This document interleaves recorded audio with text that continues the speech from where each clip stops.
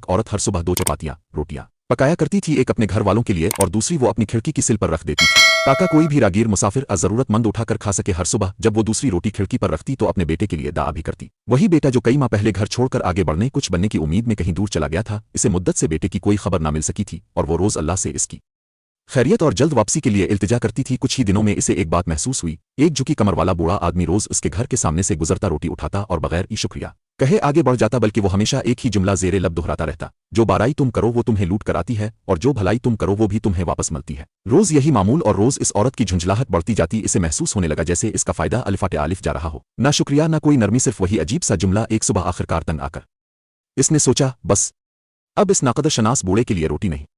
गुस्से में आकर उसने दूसरी रोटी में जहर मिला दिया, मगर जब वो इसे खिड़की पर रखने के लिए अलिफाटेनी लगी तो इसके हाथ कांपने लगे। वो खुद से बोली, मैं क्या करने जा रही हूँ।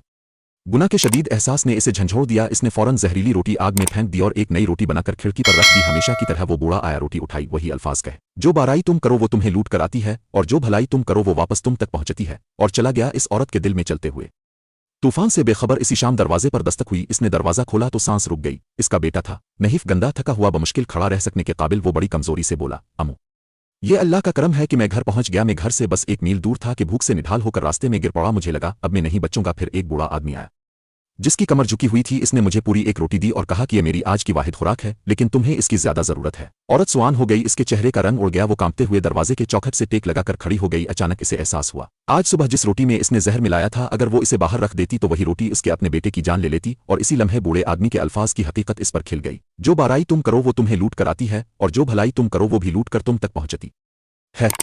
सबक, नेकी करते रहूं, चाहे कोई देखे आ ना देखे, चाहे कोई शुक्रिया अदा करे आ ना करे, नेकी हमेशा किसी ना किसी तरह वापस लूट कर आती है।